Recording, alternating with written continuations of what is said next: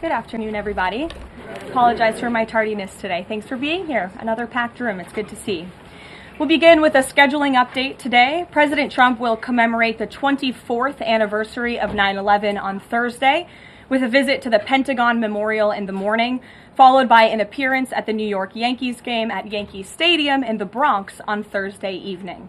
Next week, as you all know, the President and the First Lady will depart for their historic state visit to the United Kingdom on Tuesday, and they return to Washington on Thursday.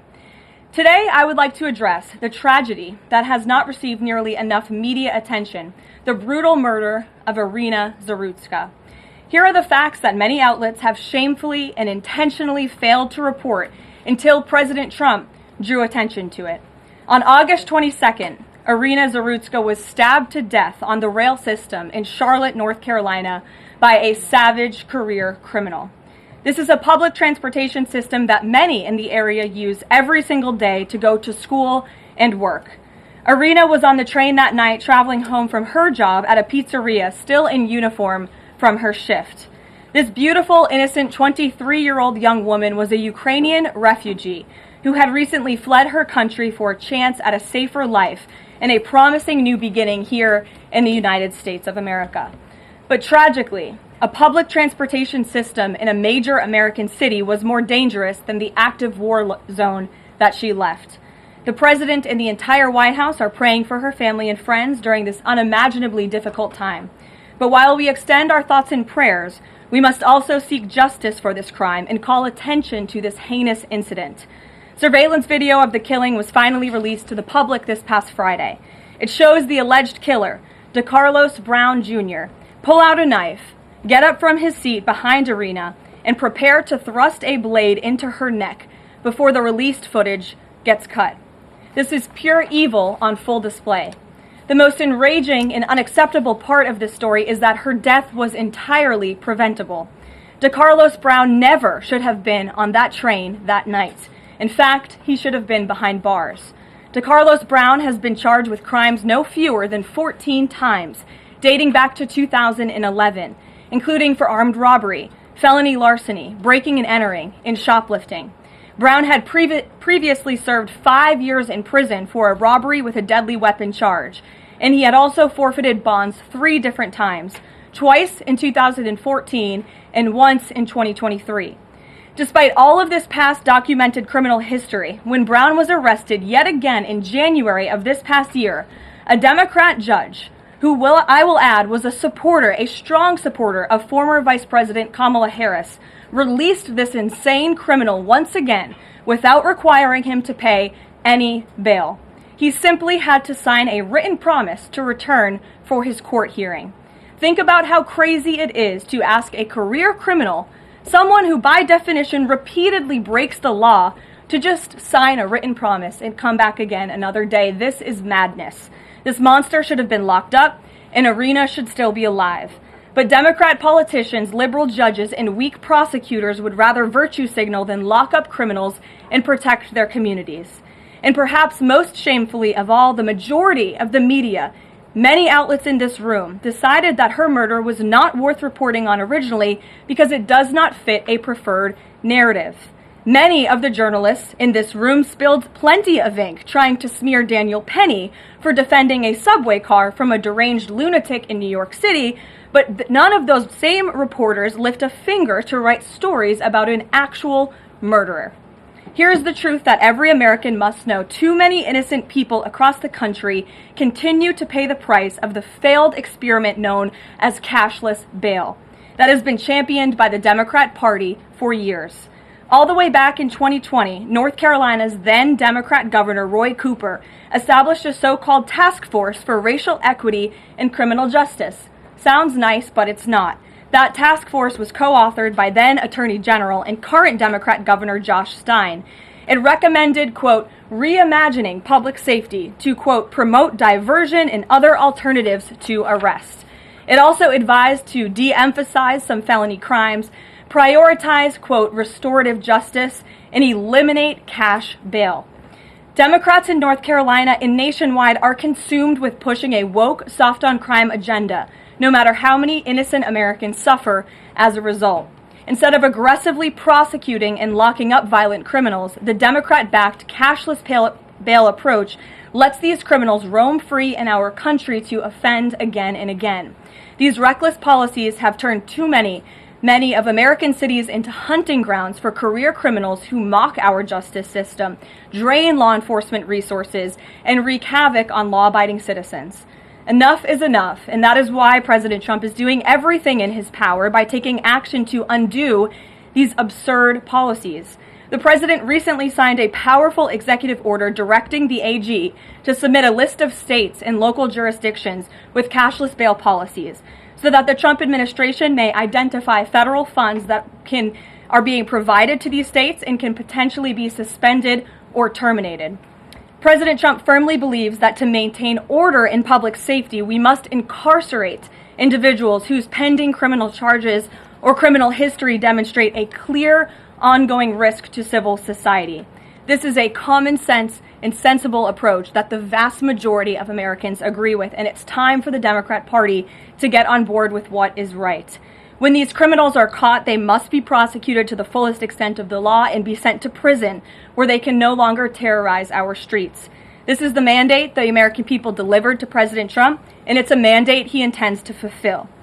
Staying on the topic of public safety, new preliminary data released today by Customs and Border Protection in August shows that President Trump has delivered the most secure border in American history. For the fourth straight month, 0 illegal aliens were released into the United States by CBP. Nationwide encounters are down 93% below the peak of the Biden administration. Border Patrol apprehensions on the southwest border in the entire month of August were less than what was apprehended in 4 days in August 2024 under the Biden administration. President Trump has ended disastrous Biden illegal alien invasion, and he sealed our border in record time, keeping this central promise he made to the American public. With that, I will take your questions. Here in our new media seat today, we have Michael Schellenberger, who is the founder of Public News with nearly 2 million readers and subscribers. Michael, thank you for being here today. Thank you. And why don't you kick us off? Sure. Thank you for making space for new media. Nice to meet all of you. It's great to be here. I want to see if you could give some insight into whether the president is considering additional measures against Europe and Brazil, not just for censorship, but also for preventing political candidates from actually competing in elections. We've now seen in Romania, France, and now Germany with Joachim Paul, efforts to basically just prevent candidates from being able to compete in elections. The president has shown some concern around President Bolsonaro, who's being prevented from running. All of this is coming in the context of increased censorship of online platforms, of American platforms, and efforts to censor Americans. I'm personally being investigated under criminal investigation with my Brazilian colleagues for publishing the Twitter Files Brazil. We're very grateful that the president has imposed Magnitsky sanctions on the judge. Is the president considering additional actions, given that it appears that they're going to end up with a conviction against President Bolsonaro, preventing him from running? Is he considering doing anything about this crackdown in Europe? I mean, it's shocking to see Joachim Paul, this mayoral candidate in Germany, the criminal indictment against him cites him, quote, saying that he loves the Lord of the Rings as reason why he's an extremist and shouldn't be able to run. So I just wonder if you could speak to that. And again, I'm grateful to be here. Nice to meet you all. And I'm grateful for what the Trump administration has done to push for free speech abroad. Well, thanks for being here, Michael. We appreciate it. Freedom of speech is arguably the most important issue of our time. It is enshrined in our Constitution, and the president believes in it strongly. He himself faced censorship in his road back to this beautiful Oval Office here in Washington, D.C., so he takes this very seriously, as does, I know, the Vice President of the United States and the entire Trump administration, which is why we have taken significant action with regards to Brazil in the form of both sanctions and also leveraging the use of tariffs to ensure that countries around the world are not punishing their citizens in this way. And at the same time, the president is, while he's leveraging the United States to safeguard our interests abroad, he's also making sure that freedom of speech remains here in the United States of America. So I don't have any additional actions to preview for you today, but I can tell you this is a priority for the administration, and the president is unafraid to use the economic might, the military might of the United States of America to protect free speech around the world. Quick follow-up to that? Sure. Quick follow-up, which is just, there was a Reuters story saying that the Trump administration was looking at this Europe-U.S. trade deal as one of the sticking points, this issue of the censorship not just of U.S. platforms, of Americans. Do you have any updates on how those trade talks are going? And I also wonder if the president is concerned about NATO membership. NATO membership requires that you be a democracy and you have free speech. Is it possible that some of these actions that we've seen in Romania, France, and Germany would disqualify those countries from being in NATO after this? I have not heard the president discuss NATO membership in regards to this issue in particular, but I have heard him discuss the issue of free speech and the importance of free speech with foreign leaders around the world, including the Prime Minister of the United Kingdom. When we were in Scotland, the president brought this up and how important it is for the Prime Minister to protect free speech in the UK and in various conversations with other world leaders. So he brings it up, and I think the entire world knows that this is a priority for the President of the United States. Gabe. Thank you, Karoline. Regarding the Israeli strike in Doha, how much time or how much of a heads up did the U.S. get, and does the president support the strike? Sure. Well, I have a statement to read for all of you with respect to the Israeli strike in Doha, and here it is. This morning, the Trump administration was notified by the United States military that as Israel was attacking Hamas, which very unfortunately was located in a section of Doha, the capital of Qatar. Unilaterally bombing inside Qatar, a sovereign nation and close ally of the United States that is working very hard and bravely taking risks with us to broker peace, does not advance Israel or America's goals. However, eliminating Hamas, who have profited off the misery of those living in Gaza, is a worthy goal. President Trump immediately directed Special Envoy Witkoff to inform the Qataris of the impending attack, which he did. The president views Qatar as a strong ally and friend of the United States and feels very badly about the location of this attack. President Trump wants all of the hostages in Gaza and the bodies of the dead released, and this war to end now. President Trump also spoke to Prime Minister Netanyahu after the attack. The Prime Minister told President Trump that he wants to make peace, and quickly. President Trump believes this unfortunate incident could serve as an opportunity for peace. The president also spoke to the Emir and Prime Minister of Qatar and thanked them for their support and friendship to our country. He assured them that such a thing will not happen again on their soil. And to be clear, the president disagrees with the location of the strike, and that he passed that along to the Prime Minister Netanyahu. The president just confirmed that in the statement that I just read to you, which I spoke with him about before coming out here. Caroline, Thank you, Caroline. So is the president upset with Netanyahu now? The president made his thoughts and concerns about this very clear, and he spoke again both to Prime Minister Netanyahu and also the Emir and the Prime Minister of Qatar after this attack. And the president has always made it very clear that he wants peace in the Middle East, just like he sought that and accomplished that in his first term. He expects all of our allies and friends in the region, that includes both Qatar and Israel, to seek peace as well. And he wants to see that happen, and he's working with all of our allies in the region to get that done. Are there any consequences, so to speak, for Netanyahu doing this, as it sounds, against the president's wishes, or at least his belief that it was appropriate? Is there going to be any directive from the president to Netanyahu in terms of what's allowed in the future? And also, is there any concern this could jeopardize the Abraham Accords?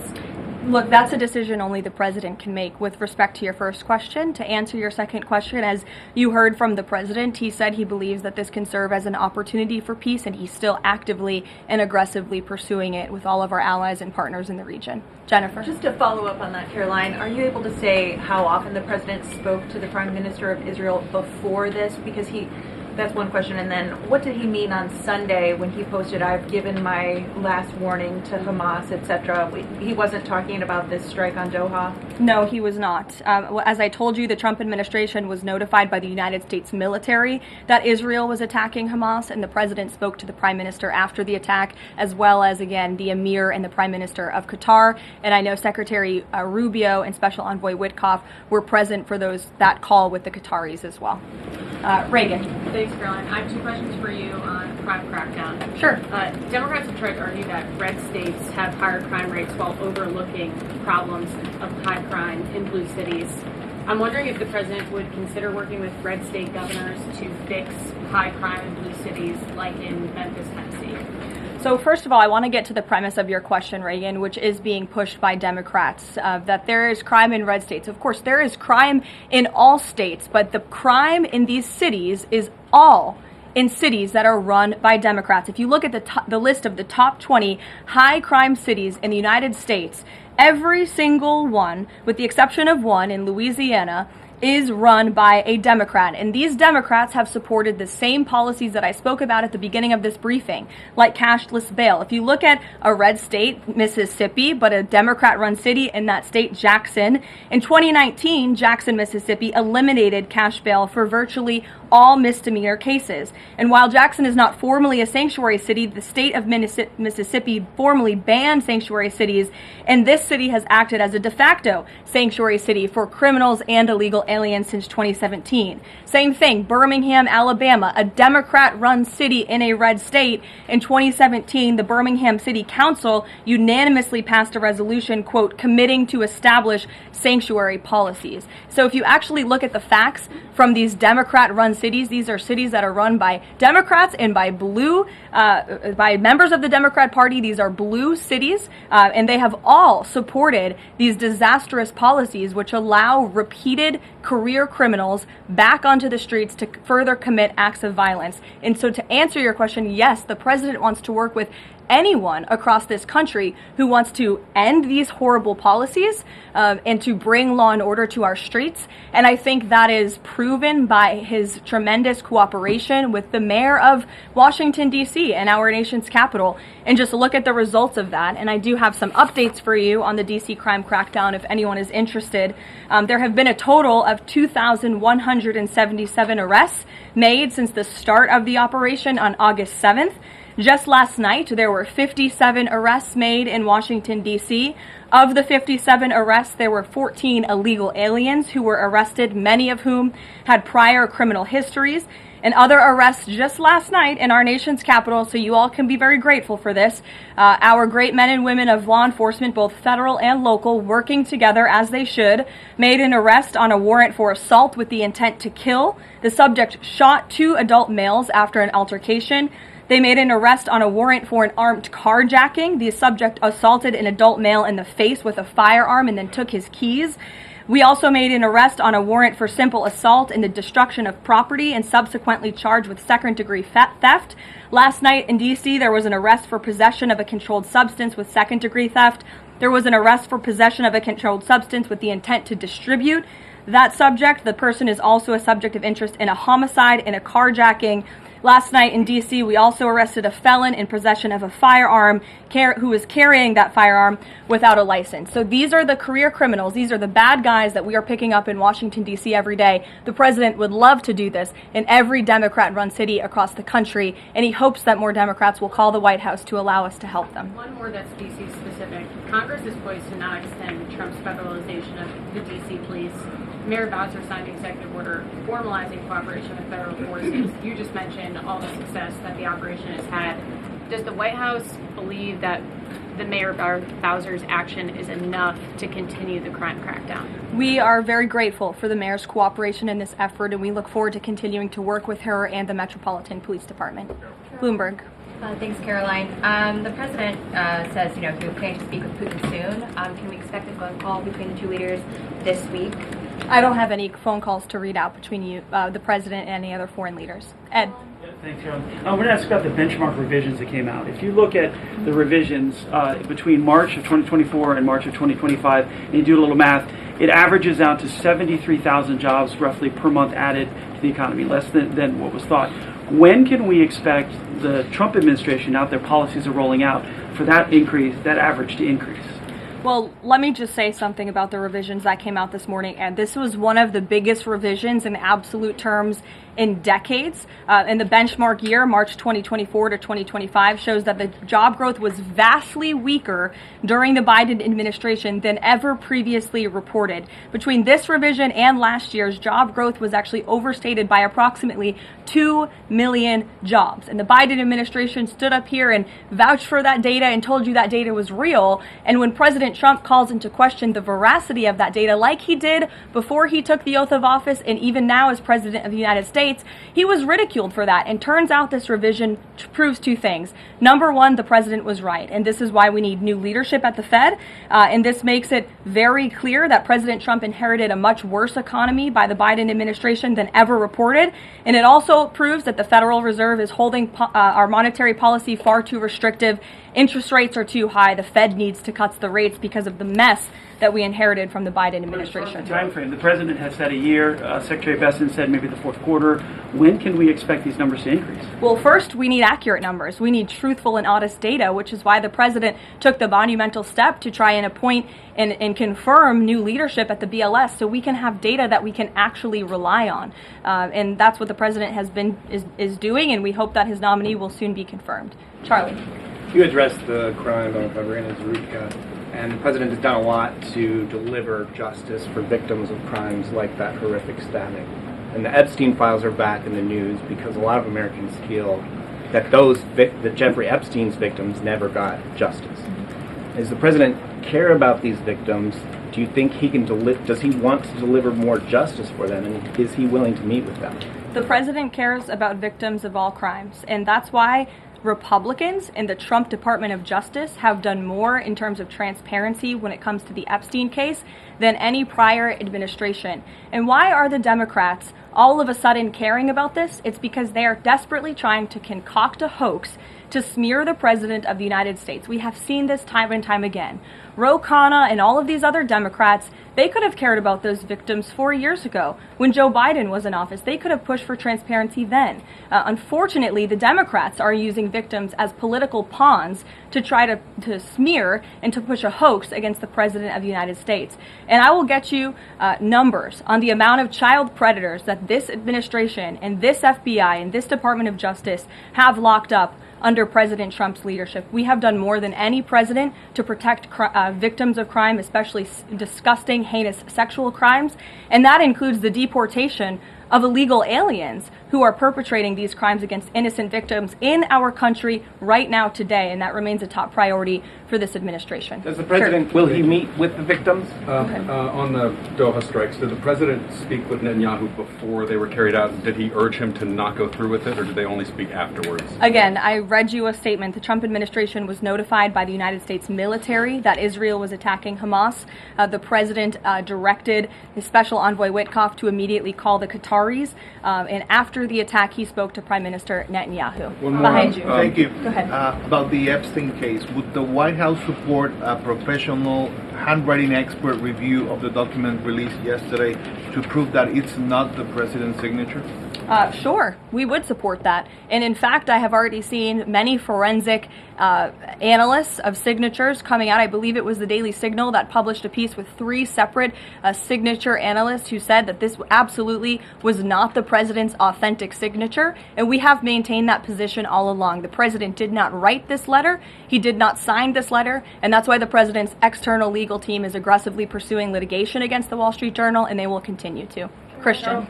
Thanks, Karoline. Following up on Ed, now that we have these revised jobs numbers, is the president concerned at all that price spikes, stemming from his tariffs through the end of the year, might actually be driving the country towards a depression or a recession? What I'm asking is he committed to these policies now that we know how faulty the jobs data was?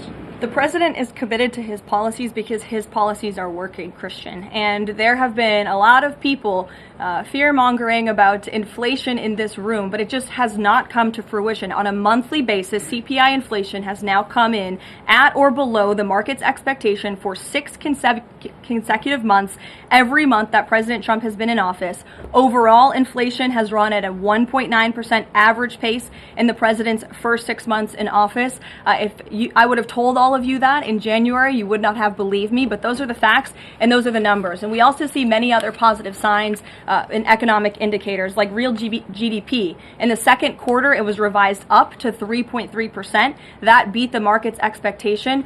We know there's a capital spending boom right now, which we know is one of the greatest economic indicators of job growth. We know wages are increasing at a far faster pace than they were under the previous administration. We see productivity in the second quarter was also revised up to a strong 3.3%. In total industrial production, factory output also surged All of this means the economy is moving, people are working, people are spending money. You look at consumer spending, that is also ticking up and in the right direction.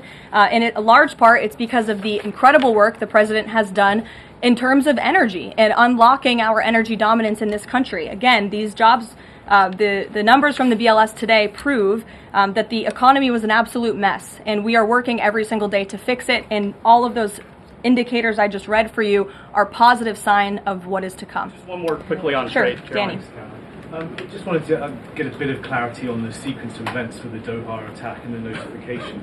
You said that the U.S. military notified, if I got it right, the Trump administration was notified by the U.S. military. That's right. Was the U.S. military notified by the Israeli military, or did the U.S. military detect an incoming Israeli attack on Qatar?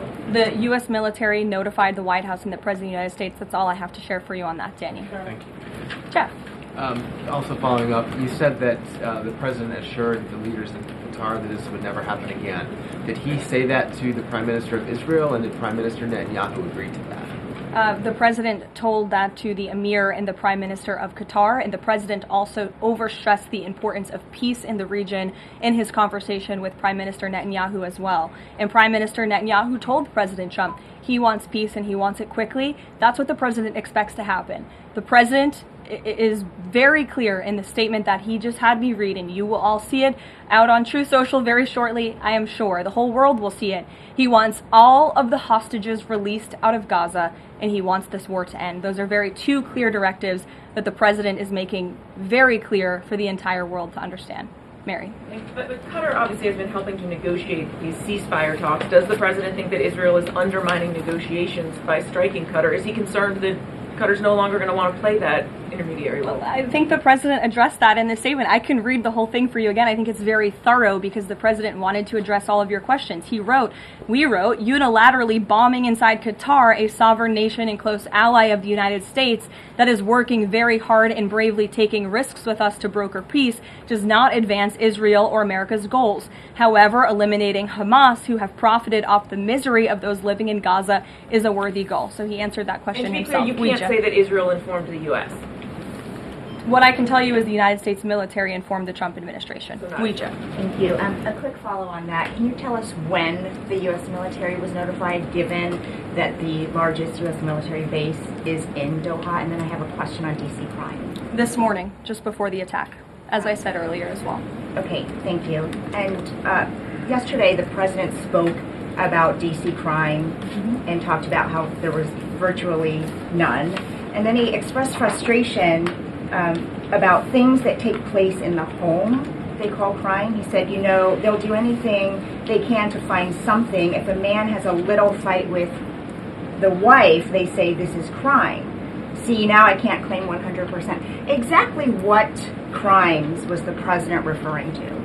He wasn't referring to crimes. That's exactly the point he was making, Ouija. What the president is saying is that these crimes will be made up and reported as a crime to undermine the great work that the federal task force is doing to reduce crime in Washington, D.C. And I think the president has every reason to believe that, given the efforts of many reporters in this room who actively seek to undermine the president and what he's doing in our nation's capital. We all know that deep inside you all agree with this because you all live here, and I'm sure you are very grateful for the administration's efforts to make the city, which we all reside in, much safer for ourselves and our families. Michael. Thank you, Caroline. Florida Congressman Randy Fine is calling for judges to face consequences if the violent repeat offenders they release go on to commit new crimes. Is that something the president supports?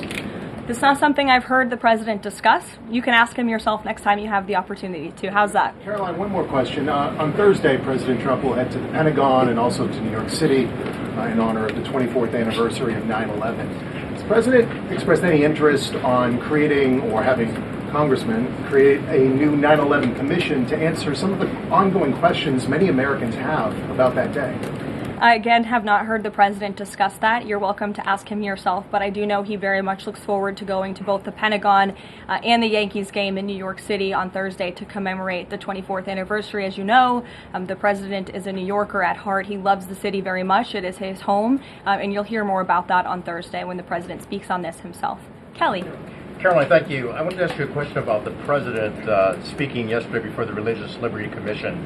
As you know, he's created the White House Faith Office, the Task Force on Anti-Christian Bias, and yesterday he talked about the importance of the Bible in America and the importance of prayer in America. Some people have criticized him for that in stating that he's espousing Christian nationalism. Yet the president has called on the American people to band together in praying for this nation for people of all faiths. How important is that to the Trump administration, and are there guidelines for implementing that? Well, last time I checked, it's not just Christians who pray, it's people of all faith who pray, and that's what the president wants to protect, the religious freedom for Americans of all faith. And he spoke about that yesterday, and that's why he was very proud and excited to announce this new initiative, Pray America, encouraging all Americans to pray for our country and the goodness of our country leading up to America's 250th birthday next year. Why don't we take some from the sides? Elizabeth, go ahead. Thank you, Caroline. I have two questions. Sure. First, on prayer again. Is the Trump administration looking for the forthcoming prayer guidelines to challenge existing court precedent on the right to pray in public schools? Well, the president spoke about that yesterday, and some of the changes we are making to ensure that the religious liberties of America's students and our youth are respected in public schools. In fact, he had a young student and invited him on stage to share his story about how when this young boy spoke about biological and biblical truth in his classroom, he faced consequences for that, and how Americans of faith should not be facing consequences for expressing their religious freedom and their religious views. Not in any public school in America should that be happening. You heard the president talk about that yesterday. Sure. Caroline, thank you so much. Regarding Israel attacking Doha, beside the phone call, what was President Trump's involvement in the attack, if any? Look, I don't have anything more to read out for you on this other than the very lengthy and thorough statement that I have shared repeatedly now. Sure. Go ahead. Thank you. After the Supreme Court ruling yesterday on the ICE raids in Los Angeles, some particularly non-white U.S. citizens are saying that they're going to begin carrying their U.S. passports with them at all times. What is the White House's response to Americans who are concerned about being swept up, as others have been already, in these enforcement actions? They should not be concerned, because this administration is focused on the detention and deportation of illegal alien criminals who broke our nation's immigration laws. And the Supreme Court upheld the Trump administration's right to stop individuals in Los Angeles to briefly question them regarding their legal status, because the law allows this, and this has been the practice of the federal government for decades. And the Immigration and Nationality Act states that immigration officers can briefly stop an individual to question them about their immigration status if the officer has reasonable suspicion that the individual is illegally present in the United States. And reasonable suspicion is not just based on race, it's based on a totality of the circumstances to review. And I will tell you, I spoke to our border czar about this morning, when ICE goes out to conduct a targeted operation to deport illegal criminals from our community, they are doing so with intelligence, they are doing so with law enforcement sources, they are doing so in most cases with the backing of local law enforcement who know exactly where these illegal alien criminals and drug traffickers and drug dealers are hiding in plain sight in American communities. And the men and women of ICE are doing everything they can to not only follow the law, but to enforce the law. And it's about time that has happened, because we had 4 years of an administration who completely ignored and evaded our nation's very clear immigration laws, and the Supreme Court has reaffirmed that. Thanks, Caroline. One of the other documents released by the House Oversight Committee contained a photo of Jeffrey Epstein holding an oversized check that was made out to him in the check from the president for $22,000 for a fully depreciated woman. I wondered if the president has any recollection of that, or what you guys make of that photo that was included in those documents. Did you see the signature on that check? It is not Donald Trump's signature. It is absolutely not. The president did not sign that check.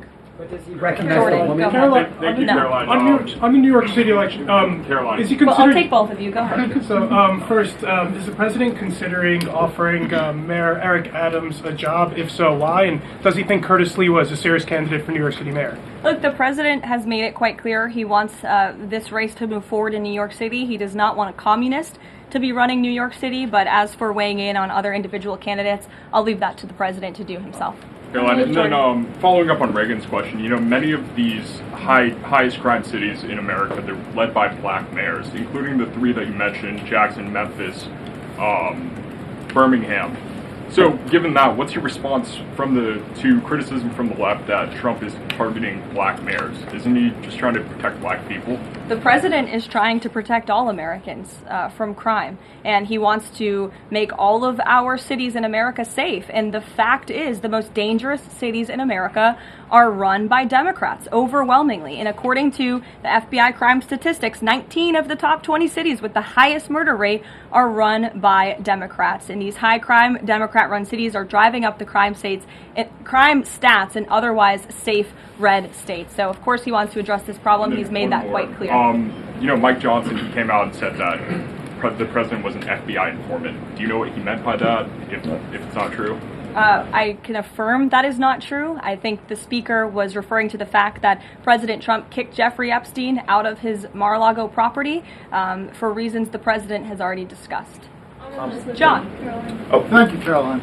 First of all, as a Washington, D.C. resident with my family, I just want to thank the administration for revitalizing safety here in the last 3 weeks. It's been stunning. Well, I want to go to Virginia. All of a sudden, out of the blue, Winsome Sears has closed the gap on Abigail Spanberger. Got 4 issues. Coerced abortions in Fairfax County without telling mom or dad, no parents, girls going in boys' bathrooms on film, right? 2 of the young fellows get suspended for complaining about it. Virginia Beach man, an innocent man, is now died in a car crash by a drunk illegal going on the other side of the road, and now you got Spanberger's got these racist signs. When are we going to get the president to make an official endorsement of Winsome Sears and maybe come and campaign in West Virginia? Well, as you know, I'm very limited in what I can talk about when it comes to political endorsements in future elections from this government podium.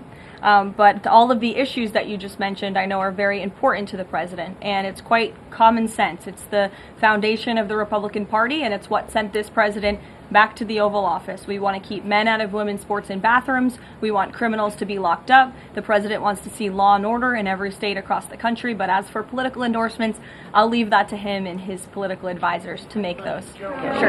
Haley. Thanks, Caroline. I have 2 questions for you, if it's okay. One on Doha and one on immigration and crime. Sure. On Doha, ahead of the strike we saw today, did the administration at any point try to dissuade the Israelis from the potential for an action like we saw today? Again, I have answered questions repeatedly on this. I have a very lengthy statement which we will release after this briefing for all of you to read and to report on once again. Okay. And then on a case in Maryland, the killing of Dakara Thompson, there are reports that the suspect arrested for her murder was in the country illegally and arrested and released for driving under the influence both in 2022 and in April of this year by U.S. Park Police. Is the administration looking into what process allowed this to take place? Yes, we absolutely are. As soon as we saw this case, we ensured that the Department of Homeland Security and the Department of Justice were on it, and I can assure you that they are. This is another heinous act of violence against someone who should have never been in our country illegally in the first place, and that's exactly why the deportation of illegal criminals from our country is a top priority for this administration, and it's something that is happening every single day. And I would encourage all of you to continue to report on the very violent illegal alien criminals that we are deporting daily from American communities across the country. We will never understand how many lives have been saved by these efforts, or how many lives would have been lost if not for this president and the administration's policy to deport illegal criminal aliens. Harris. Thanks, Caroline. Follow up on Charlie's question. Will the president meet with the Jeffrey Epstein victims? I don't have any meetings for you to read out on that.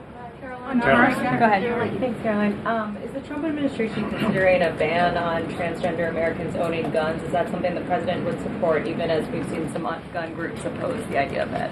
I saw reporting on this. I understand there were very preliminary, low-level discussions about this at the Department of Justice, and then sometimes those discussions are reported as fact. I'm not tracking any potential actions on this front, and I'll let the president weigh in on that. It's a policy decision, and it's far too early or would be premature, inappropriate for me to weigh in on it at this point in time. Behind you. Go ahead. After the immigration raid at the plant in Georgia on Friday, the president said over the weekend that he's open to some kind of changes in perhaps rules or visa rules or law that would prevent something like that happening in the future for skilled workers to train American workers. That's right. Can you confirm that and that the administration supports those changes, and what exactly would that look like? Well, the president said it himself in a statement that he put out on Sunday night, where he is very grateful for foreign companies from around the world and the investments that they are making right here in the United States of America. And he understands that these companies want to bring their highly skilled and trained workers with them, especially when they're creating very niche products like chips, or in this case in Georgia, like batteries. But the president also expects these foreign companies to hire American workers, and for these foreign workers and American workers to work together to train and to teach one another. And so he expects these foreign companies to hire American labor. We want Americans to have these jobs. Americans need these jobs, but he also understands the need for these companies to bring over their workers who already have these skills. So I think it's a very what those changes might be? I think it's a very nuanced and responsible and sensible approach for the president to take. And I know that the Department of Homeland Security and the Department of Commerce are working on this matter together. I would defer you to them for any further action on this front. Karoline, thank you. I want to follow up on something you said. You said the Epstein documents are a hoax that Democrats are perpetrating against the president. You said he didn't sign that check, that he didn't sign the birthday card that he allegedly signed. So what is the theory, since these documents came from the Epstein estate? Who is I guess in your view, faking these documents? I did not say the documents are a hoax. I said the entire narrative surrounding Jeffrey Epstein right now that is absorbing many of the liberal cable channels on television is a hoax that is being perpetuated by opportunistic Democrats like Ro Khanna and the others whom you saw on that press conference outside of Capitol Hill, who are trying to push this hoax against the President of the United States. What exactly is the hoax? I'm just trying to understand what's fake. What's fake is not the documents. The hoax is the Democrats pretending to care about victims of crime when they do not care about victims of crime, when they have done nothing to solve crimes, when they have done nothing to lock up child pedophiles and child rapists across the country, and when they are now using victims as political props to try and, again, smear the President of the United States and drag on this bad story about him. It is a distraction. The Democrats view this story as nothing more than an attempt to distract from the accomplishments and the achievements of this administration.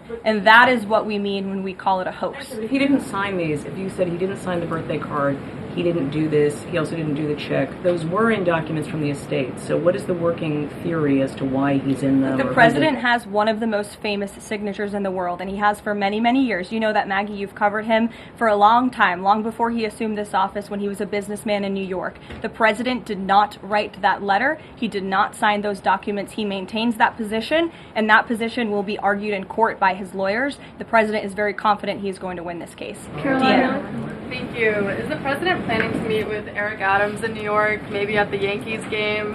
And has he personally talked to him about the race? I am not tracking any meeting with Mayor Adams at this time, but if that happens, I'm sure the New York Post will be one of the first people to know about it. I'll take a couple more questions while we go to the back. Tom Dempsey with News Nation. Regarding the growing U.S. military News presence... Nation, all the way in the back. Regarding the U.S. military, the growing U.S. military presence in the Caribbean, when asked directly about possible future military action, President Trump responded, "You're going to find out." What could the U.S. public expect of that situation moving forward, and what sort of ongoing threat does Trendeyo Agra present? I think it would be very unwise of me to preview what the president meant from this podium. But I think what the heart of what the president was saying, I know what the heart of what the president was saying and this administration believes, is that the regime in Venezuela is illegitimate. And it is unacceptable to this president and this administration to traffic illegal, deadly drugs into the United States of America. And that's why the president and the administration took very strong action against a boat and 11 narco-terrorists in international waters, as you all saw. I think that sends a very strong message to drug traffickers around the world. The president will not tolerate it, and the amount of drugs on that boat represents the lives of thousands of Americans that could have been killed by that deadly poison, and we're not going to allow that deadly poison to come into our country. The president will be signing a proclamation in the Oval Office later this afternoon, and we will see you all later. Thank you. Thank you.